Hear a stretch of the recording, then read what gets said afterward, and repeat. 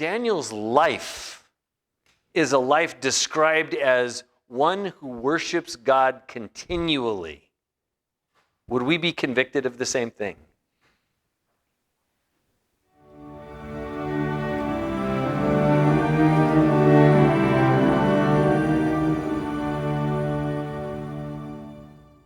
If Daniel was praying 3 times a day, what kinds of things were in his prayers other than thankfulness? Because the only way Daniel is thankful to God is because he has a correct perspective.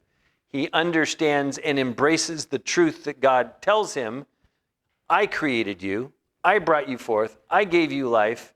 And what else has he heard that helps him understand as to why he's in Babylon?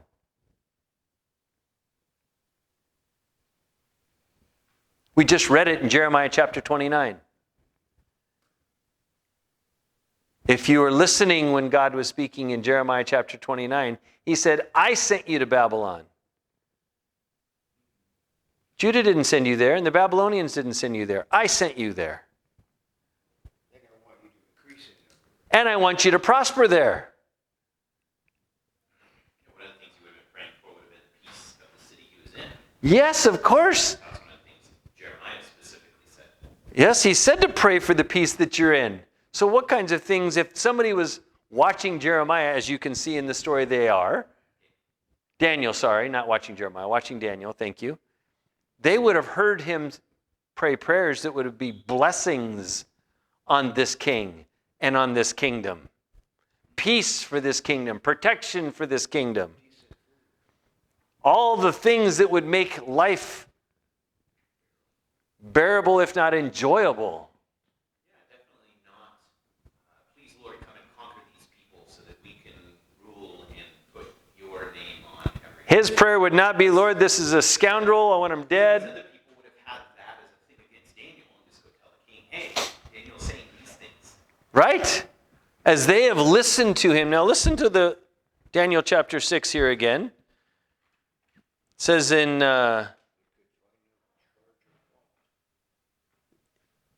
Daniel was one of the 3 governors over the 120 satraps and others, right? And the satraps had to report to the governors and give account to them so that the king would suffer no loss. So on whose behalf was Daniel working? The king's. And he was doing such a good job. Then this Daniel distinguished himself above the governors and satraps because an excellent spirit was in him, and the king gave thought to setting him over the whole realm. How would the king know this? Do you think his buddy governors were coming and saying, hey, this Daniel, he's got it all going on. This guy's a really good guy. You ought to think of promoting him. I know there's no position for it, but you ought to make one up. Really? That doesn't happen, okay? That flat doesn't happen. And clearly, by their reaction to the king considering this, they have an opposing reaction. How would they discover that the king was thinking of this? Well, the king would have shared it openly. Right? He would have talked to him about it. Hey, guys, I'm really impressed by this guy here, Daniel. He's really terrific. You guys should be more like him. It's exactly what is something along those lines that's going on. And these guys are going, this is not good for us. We don't want this guy ruling over us. Being between us and the king? What, are you kidding me? We don't deserve this. How we get back at this guy? I mean, that's what's going on here. So the king is recognizing this condition of Daniel. And his contemporaries are envious. They do not like the fact that this is Daniel being noticed for this. They wanted to be given such privilege. What they didn't recognize was something has to preempt the recognition and to be worthy of the privilege, the kind of character Daniel was exhibiting. And what was he exhibiting? Not only in his practice, doing things for the king that would honor the king, but even in his prayers, he was being heard to bless the king and bless the kingdom and ask for the peace of the kingdom. And so as we go along here, these guys start looking for how can they find something that's going to put this guy in trouble. And they search high and low, far and wide, and guess what they come up with? Zip. Absolutely nothing. This guy is Teflon. This guy's spotless. Nothing is wrong with this guy. So now what are we going to do? Aha! What do they decide? See if we can find him in error against the law of his God. What do they have to do to be able to do that? They would have to understand the law of his God in order to be able to come up with some concoction to try to set the trap. You see? Sure, of course. That was part of God's design, to get him to be exposed to his word. And what did they decide to do? Because they were hard-hearted and evil-minded? Reject God, reject his self-revelation, and choose to use it as a weapon against Daniel. Perfect servants of Satan. It's exactly what they would do. It's one of the ways we can recognize them. And so what do? They try to come up with a way to eliminate Daniel by setting a trap, knowing that Daniel would do what? Daniel would not compromise his trust in the Lord and his love for the Lord. And all they had to do was come up with something that would force him to choose between one or the other. So they learned well what it would be. The worship you see at this time of the world, it's not uncommon to worship kings, to being thought of that kings were put in their places because they were divinely endowed, you see. And so here these men come and they lie to Darius. They lie their fannies off. All the governors, verse 7, of the kingdom, the administrators and satraps and counselors and vitors have consulted together to establish a royal statute. Lie. How many governors were there? 120. No, there was 120 satraps. How many governors were there? 3. 2, because Daniel was one of the 3. Yeah. Yeah. Here there's a maximum of 2 when they said all the governors. Liars. And who else knows, since Meshach, Shadrach, and Abednego were also put in positions of influence, may have been considered satraps or whatever, then you would have had something less than the 120 and something less than the 3 at the very least. And they come and say, nope, we've all agreed. Liars. Is that anything different than happens today? People make up what they want you to hear, don't they? What does Darius fail to do? Investigate their claim. He fails to be investigatory, but what else? Oh, they should have talked to Daniel. Yeah, if Daniel's the guy he's thinking about putting in charge of his whole realm, why didn't he go ask him? So what happens is Darius was puffed up with pride by these guys, and he got caught in the trap, didn't he? Because he was not a man of God. That's why he realizes it later. He realizes it later, but gosh, in the moment where people are telling you how wonderful you are, you better be darn careful. It might be a trap. Probably. Yes, sir. Clarify exactly what they're saying here. Are they saying that nobody can petition any god or any man except the king, that they can petition the king, or that nobody can petition any god or man except the king? The king can petition to a god. Yes, Won't no. get in trouble. Which one of those? Yep. So the word of the Lord says in verse 7, they consulted together to establish a royal statute and to make a firm decree that whoever petitions any god or man for 30 days, except you, O king, so petition any god or man other than you. That's what it's the other than you that he can petition, or that only that other people can only petition to him. No, it's that they had to petition to the king, not to any other god or man. And it wasn't that the king was the only one allowed to make petitions. It was the king was the only one allowed to be the object of petitions. Okay? And so Darius says, yeah, that sounds great. I'm the one who's conquered the kingdom, and this is all at my hand, kind of Nebuchadnezzar had done, right? Nebuchadnezzar-like. And so the caution here is, look, when people are coming to heap upon you praise Be careful it's not flattery and deception. And be as humble with praise as you are with correction. Be careful. Don't jump right in because somebody starts telling you how wonderful you are. Be careful. Be careful about who it is bringing you all this praise. What do you know about them? If you don't know that the character of the people bringing you praise is exemplary, I'd be very careful about such praise. What's the objective in the praise? What do they want? What are they trying to get? What do they want you to do? Maybe that's going to benefit them. Be very careful. This is why character of people is so important to be aware of and to measure.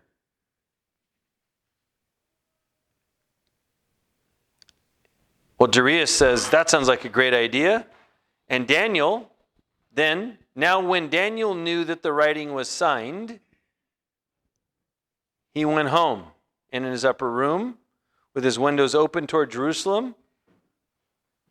Why does God tell us with his windows open toward Jerusalem? So everyone could see him. That's exactly right. He was not hiding. He was trusting. He was not hiding. He was trusting. How many people go around hiding their faith in God because they don't trust God? They're more fearful of the other people around. Same thing. If you're more fearful of the other people, you're not trusting God. Wasn't showboating. To see that he was up there, so he'd go up in an upper room and open the windows where everybody could see, and then he'd go pray. We don't get that sense. No, he did it all the time so everybody could see. Before the decree, he was doing it all the time so everybody could see. Was that the purpose? You think he did it so that they could see him? No. What he did, he always did it in a way so that everybody could see him. He always did it in a way so anybody around could hear him. Otherwise, the other satraps and governors would have had no idea. Otherwise, they'd have had no idea, you see. This was common practice that he did it openly, and God tells us that he went home and continued to do it openly. Not that he just now started doing it openly. That's not what I was asking. As for whether part of his purpose was so, everybody's looking, yes, now I'm going to pray. Well, no, that wouldn't describe Daniel at all, that he would wait till everyone was looking and now pray. He had his times they could count on. How did Judas know where to find Jesus and at what time? Because that's where he was all the time. How did they know where to find Daniel and at what times? Because he had a schedule that he kept. And he had a protocol that he kept. And they would know how to find him when and where doing what. Right? And this is something that was his habitual practice from possibly when he arrived in Babylon or shortly thereafter. When he had a place that he lived in. And obviously he prayed out loud. There's no question he prayed out loud and they could understand.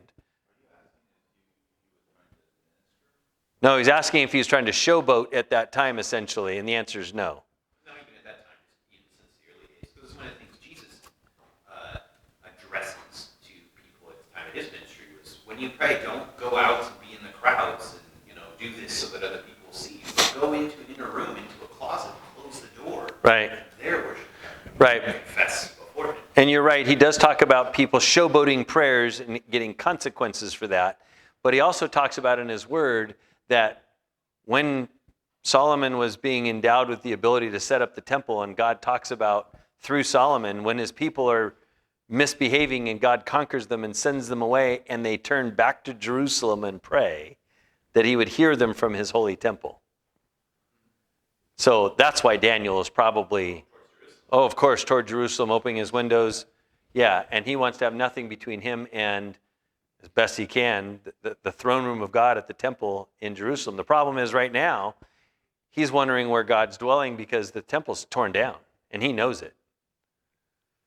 So now you've got an issue of he's turning toward Jerusalem, hoping that God will listen from there, because still these people are thinking that that's what the place God dwells, right? When about this time, too, the decree had gone out sometime around here for Jerusalem, and particularly the temple, to be allowed to be rebuilt. Not quite yet. The temple has not gone out to be rebuilt. So we'll get there. We're still with Darius the king, and Cyrus comes after him. Actually, they rule at the same time. What's that? They rule at the same time. Well, not quite. So be careful, and I don't want to go down that road right now. So, yeah, be careful. So, the practice that Daniel is practicing is not unique, is not new. It's his regular protocol. He's intending to do the same things he's always done because that was his, if he thought before that was the right way to worship God, he's not changing that now. What he is interested in doing is worshiping the Lord and petitioning the Lord for the things that he would petition him for. And some of that is for blessings for this kingdom and the peace of this kingdom. We also know that what he would have been praying for are the things that we're going to read about in Daniel chapter 9 that we haven't got to yet.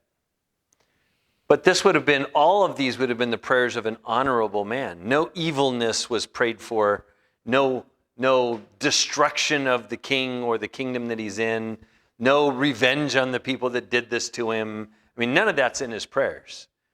Everything that's in his prayers sounds, as it should be, honorable and very godly in its nature. And he goes to his room and he continues to do what he's doing as his custom is for many days. Well, the people that knew they had set the trap knew exactly how to catch him in the trap, right? Because they know where he's going to be and they know what he's going to do. And then they go back and report to Darius what Daniel has done. And that's when, Howard, as you pointed out, Darius says, oh no, what have I done? I didn't think about that. Which is a warning to each of us to try to think about what will the impact be of the decisions that we do make, especially when somebody is heaping flattery or praise on us. Flattery and patronization are traps for any narcissist. Anybody who is thinking about trying to self-benefit and that's their primary goal, flattery and patronization are very effective tools. Yeah, I've heard it said when I was in practice that, most of the surgeons would take it as a personal compliment that wound post-op was looking really good. You really did a good job. But I knew a couple who said, no, I just put the skin together. God healed it. That's right. That's exactly right. Yeah, They were a minority. Yeah, they're a minority. And your point is right, that a lot of people will take full credit for the things that they get praised for, ignoring God's participation in any of it, or frankly, a lot of times anybody else's. Lots of people are happy to take full credit very quickly. That's not an uncommon trait for a lot of people. And here you have Daniel knowing probably that this is one of the traits that Darius had, didn't make a big deal out of it, simply just continue doing what he's always done and let God sort out how the outcome was going to come out. So Darius is forced into the position of having to go and collect Daniel up. I'm sure some of his contemporaries happily went and collected him up so that they could eliminate him from competition and have him thrown into the lion's den. Now, look what Darius says to Daniel in verse 16. The king gives the command to have Daniel to be collected up and cast into the lion's den, but then he shouts out to Daniel, "Your God, whom you serve continually, he will deliver you." Very interesting. Darius doesn't really know this God. He just knows Daniel's faithfulness to his God. Probably heard stories, I would think, but doesn't have a lot of personal experience. Yeah, that finger of God thing was stuck around for a while. That finger of God thing in Belshazzar's day probably was a well-known story, huh? Not to mention the the reputation of him being able to interpret the dreams of Nebuchadnezzar and that kind of thing probably were stories that Darius had heard, I would imagine. So he says, the God whom you serve continually, he will deliver you. Notice, he could have simply said, the God whom you serve, he will deliver you. Why the word continually? Why is that in the description that Darius gives, you think? It's a hallmark of him, isn't it? You see, this is the point we've been trying to discuss up until now is Daniel's life is a life described as one who worships God continually. Would we be convicted of the same thing? You see, that's the part we should sort out in our own lives. That's what it means to trust God and to love Jesus. Many of us think that, okay, last week on Tuesday morning I trusted God. I did this thing. Woohoo! And that's how long am I going to ride that success for, right? Even Darius here recognizes that Daniel is a man who worships his God continually. And he saw it as a good thing. He's considering to set this guy over everybody else. That, man, this guy's faith in his God is really beneficial to all of us. It's not just his faith, and yes, he recognizes faith in his God was beneficial to all of us because Darius would have seen that faith lived out and seen that it would be beneficial to all of us. Listen to what his prayers would have been. Peace for the king, peace for the nation, blessings on the nation, prosperity in the nation. All these things, right? It wasn't any kind of a man who was worshiping his God for doom and gloom on his present rulers, right? This was a man who was worshiping his God in a way that the kingdom that he currently lived in would benefit, and benefit mightily. That's an important attribute. Doesn't mean he would have ever cooperated with anything wicked. Doesn't mean he would have ever done anything sinful. It certainly means that the king recognized that the kingdom and the king are better off with Daniel than without him.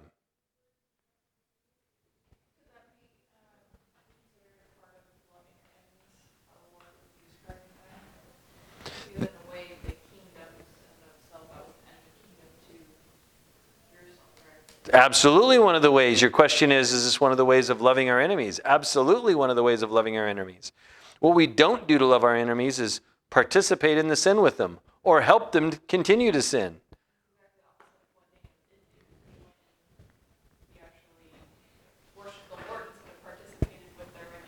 That's right. They established a faulty regulation that would have violated his worship of the Lord, and he didn't participate. But he also didn't throw a big fit and raise up an army and try to attack the king and the kingdom. He just simply continued worshiping his God and would refuse to participate in the evil. Yes? That is possible. One of the reasons people are like, well, there's no Christians in our government because it's just not possible to get there.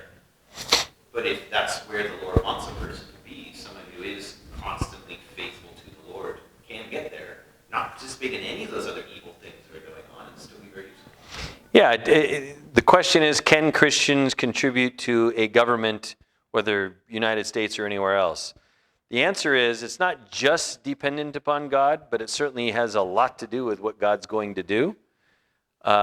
In this particular case, God had done something to help Darius recognize the benefits to Darius and his kingdom by having Daniel be the kind of man that he was in a key position in his kingdom. Darius wasn't going to turn the kingdom over to Daniel and step back, and he wasn't going to make the kingdom realize that this was the new God that they all needed to worship and cast off all their gods. None of that was going on. Darius was self-serving himself, seeing how he and his kingdom would benefit by having a guy like Daniel there, and that's very important. It's also very important to recognize that it takes somebody else to actually make that choice. God didn't come down and say, Darius, put Daniel in a key position or I'm going to get you. I mean, that's not how it works, right? So Darius had to be somebody who would recognize it and do something about it as well. And all of those circumstances must take place. There's also many other examples. We just talked about Jeremiah, him sending the messages to the kings that were wicked in Judah and Israel, they didn't listen. And they certainly didn't say, but we recognize some good traits in you, Jeremiah. We're going to promote you. No. On the other hand, they tried to kill him and imprison him and beat him and all sorts of things, right? And ultimately did. So there's no direct formula to say, if you're like this, then this will happen. Those formulas don't exist in a terrestrial sense. They do exist in a celestial sense. If you trust and love the Lord, He will make sure that you are with Him for eternity. How He's choosing to use you now is His choice. And whether or not you'll continue to worship Him continually is your choice. That's what the point of the discussion is. Daniel gets shut up into the lion's den, and what does he acknowledge when the king, after the night, comes back and says, Daniel, are you still there? Essentially, right? And what does he repeat again? Daniel, servant of the living God, has your God whom you serve continually been able to deliver you from the lions? What would he have expected Daniel to be doing the entire time if he was still alive in that lion's den? Finding a ditch in the rock where I could get you. Serving his God. Serving his God continually. You see, you want to have the blessings of God, serve Him continually. That's what it means to trust and love God. If you want the blessings of God, serve Him continually. And I'm not talking about the terrestrial blessings, although those are nice to have. What does he say? My God sent His angel and shut the lions' mouths, so that they have not hurt me. Shut the lions' mouths is not just a literalistic, He closed their mouths. He calmed them and He had them probably sit down and not go after Daniel, because a lion can tear you up without a mouth. Yeah. So, well, a few pats of the claw and you're going to be shredded. So, basically, He took the lions and subdued them, mouths and all. It's a figure of speech being used here. And He did it by sending His angel. We're going to get to know that Daniel's not unfamiliar with the angel of the Lord, or an angel of the Lord. Particularly Gabriel visits Daniel a number of times, as recorded as we continue to go through the book of Daniel. So Daniel was familiar with the angel Gabriel. And now Gabriel probably is the one who's been sent to shut the mouths of the lions, to calm them down and keep them from harming Daniel. Why does Daniel say that God did this? So that they have not hurt me, because I was what? I was found innocent before Him. Because I was found innocent before Him. So it doesn't really matter who else is claiming he was guilty. Before God, he was innocent. The one whom I care about, who judges me, the name Daniel, God is my judge. The one who I really care about, who judges me, found me innocent before Him. That's what I wanted to make sure of. And before you, O King, I have done no wrong. Very important. Why? What would his petitions have been the day he was found in his room after the decree? Would have been for blessings for the king, for the kingdom, to be honorable in his position, to glorify God in all that he thought, said, and did, to trust the Lord in service of the king, to love the Lord in service of the king, and of the King of Kings and Lord of Lords. That's why Darius would have had no harm done to him, because all that Daniel did on behalf of Darius was for his good, including being a faithful witness of the one true and living God, who Darius needed to come and know no record that he ever did actually exists. Even his decree doesn't say that he turned himself over to the Lord. And the narrative in verse 23, Daniel was taken up out of the den and no injury whatever was found on him because he believed in his God.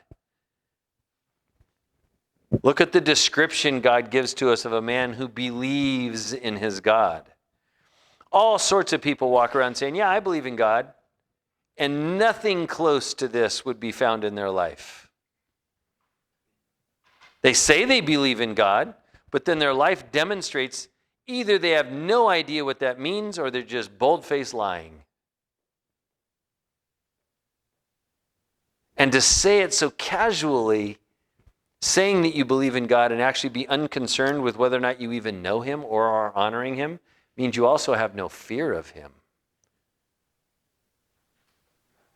You don't think he's heard us say those things and be passive about his existence, if not willfully negligent to such a relationship? Daniel believed in his God. If we are believing in our God, we will trust him and we will love him. Anyone who does not trust and love God as Daniel does or did, does not believe in him.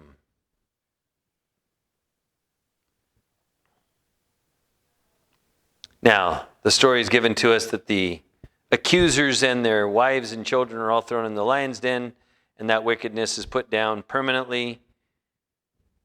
And then Darius makes his decree to all peoples, nations, and languages that dwell in all of the earth.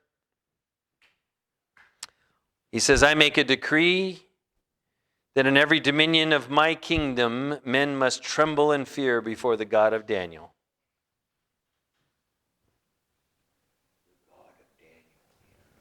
The God of Daniel.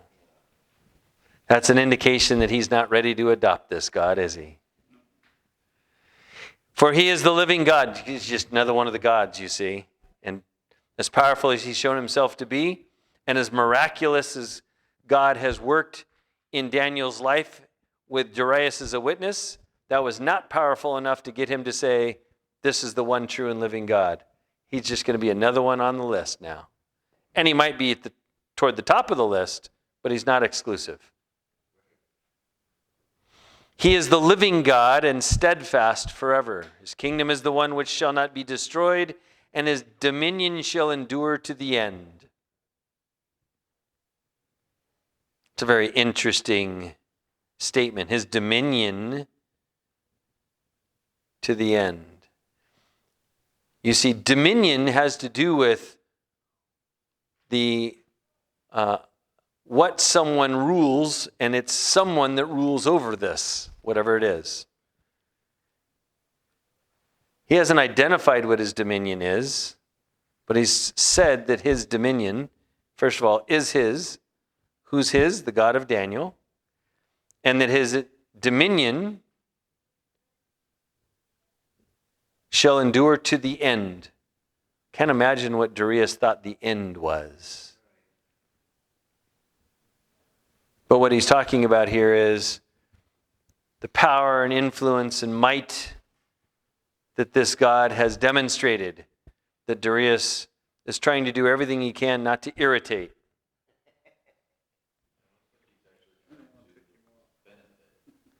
It also may look just like we were talking about earlier.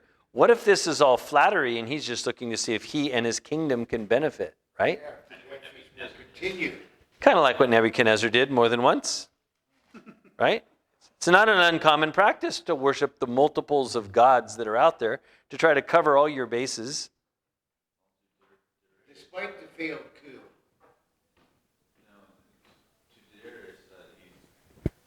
God is just another God. So, why not make an investment? Right. He's another God. Why not make an investment and keep him happy enough to give us blessings? We got his high priest here, and he does a good job for me, and whatever he does seems to work out well. Yeah, and it's exactly a good point. His high priest, if you will, Daniel, is in my inner court. And if I keep treating him well and you guys all pay attention, we'll not anger this God and we'll be in good shape. Goody for us, right?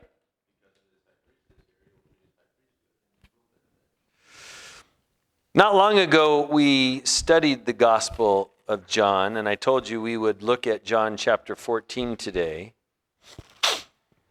We'll see as we continue to study the book of Daniel that Daniel has been reading the word of the Lord, the books of Moses, the scriptures that he had up until that time, some of which are not written yet because they're historically post the time of Daniel. But the ones that he does have that are identified is that he read the books of Moses, and we clearly know he read the writings of Jeremiah. Most probably he also had a number of others. King David comes before him. King Solomon comes before him. It's very possible and probable he would have had the writings of David and Solomon, the Psalms and Proverbs, etc. Ezekiel was a contemporary. He may or may not have had access to the writings of Ezekiel, but Ezekiel actually refers to Daniel in his book. And so God has made Ezekiel aware that Daniel is one of the most faithful people, that even if Daniel were there, it wouldn't benefit the people God's cursing. But in John chapter 14, beginning in verse 21, well, it's throughout John chapter 14. This particular chapter makes a particular statement that Jesus makes. In verse 6, he says, I am the way, the truth, and the life. No one comes to the Father except through me. The Father is referred to in every other conscionable thought. Nobody comes to God except through me. And Jesus then says a little further down in verse 15, if you love me, keep my commandments. This is what Daniel's doing. He recognizes that those who love God will, in fact, keep his commandments. And Daniel has chosen to love God more than anyone or anything, including his own life. We go on down to verse 21. Jesus says, he who has my commandments and keeps them, it is he who loves me. And he who loves me will be loved by my Father, and I will love him and manifest myself to him. Daniel is having God show himself more and more to Daniel, because what is Daniel doing continually? Loving God, trusting God, serving God, believing God, obeying God. They're all part of the same basket. And exactly what Jesus says, if you do this, I will love you. I will manifest myself to you, show myself to you. Verse 23, Jesus says, if anyone loves me, he will keep my word. And my Father will love him, and we will come to him and make our home with him. Daniel knows this. This is what Daniel values more than anything. And his life demonstrates this to be true. Daniel doesn't just say that he loves God. Daniel lives that he loves God, making his actions and his testimony consistent. Jesus says next in verse 24, he who does not love me does not keep my words. Jesus is very clear. The one who does not keep his word does not love him. Doesn't matter what we claim. Daniel's life is somebody who understands these things. These are not the first time or times that God has expressed this as Father, Son, or Holy Spirit. In the writings of Moses, which Daniel has studied, what is the first rule of the law?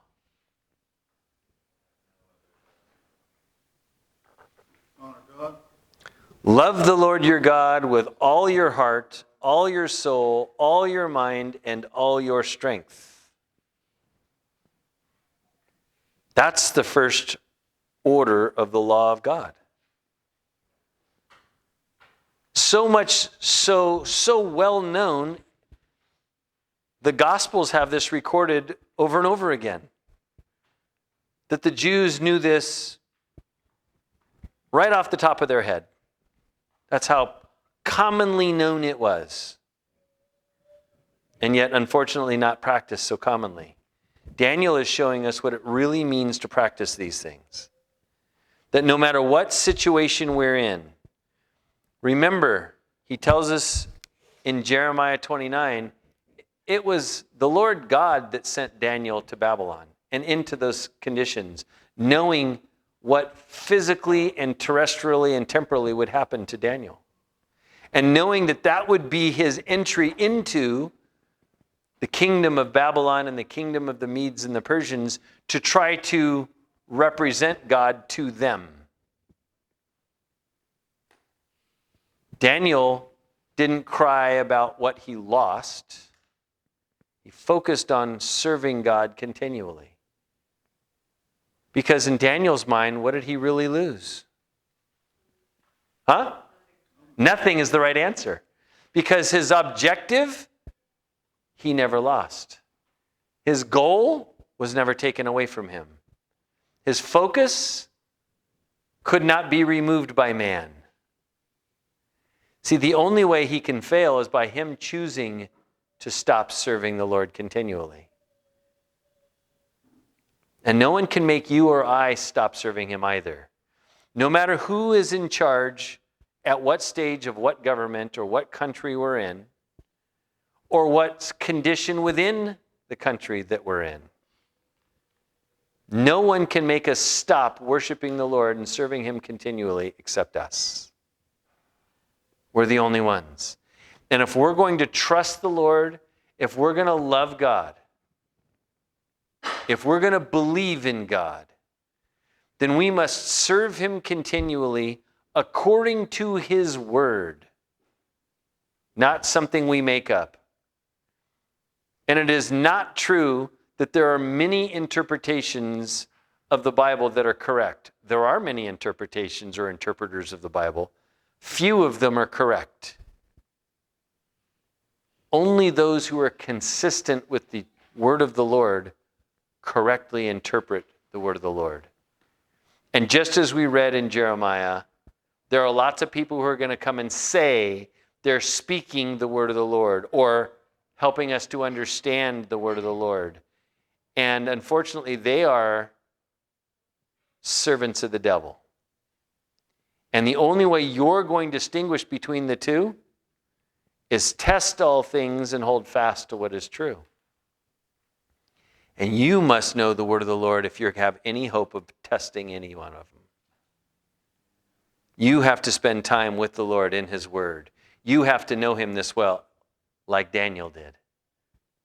You have to be trusting him through long periods of time, even though you may not be getting what you want out of the life you designed for yourself. Because as long as you're chasing that life, you won't know what the life is God's designed for you. And you won't be able to live it. And hoping that you can live a life that you design and just ask him to bless it is clearly inconsistent with the sovereignty of God, the position of God as king, his dominion, and you being, or me being, one of his servants. We should be more likely interested in what is his design for our life and doing that incredibly well with everything that we have. No matter what we face, no matter what challenges there are, no matter who's in rulership at the moment, no matter where we exist, and no matter what our past history has been, because God has made a way for us to be recollected to him, redeemed unto him, so that we too can be innocent before him and now go forward as those that would worship and serve him continually. Our past does not have to debilitate us from being those people. The thing that will debilitate us is anything less than 100% commitment to trusting and serving the Lord continually. Any crack the enemy will find. And he will set up the trap so that we fall into that trap and get caught by him. But if we're faithful to the Lord continually, no matter what trap he tries to set, have no impact on us. His traps cannot entrap us if we're abiding in Christ faithfully. It's not possible. So, as we look at the life of Daniel and the revelation of God in the book of Daniel, we learn here that God is absolutely faithful to his word. Exactly as he said, those that love him, he will manifest himself to him or her. He's done that in Daniel's life. And Daniel has demonstrated what a life is like that is totally dedicated to God in the way God has described and requires of those who are his. We can be those people. Every day, not just some days. All day, not just parts of the day. Until whenever we no longer are serving him in this dimension and we go on to be with him for eternity. We can be those people. We really can. Daniel was one of those people.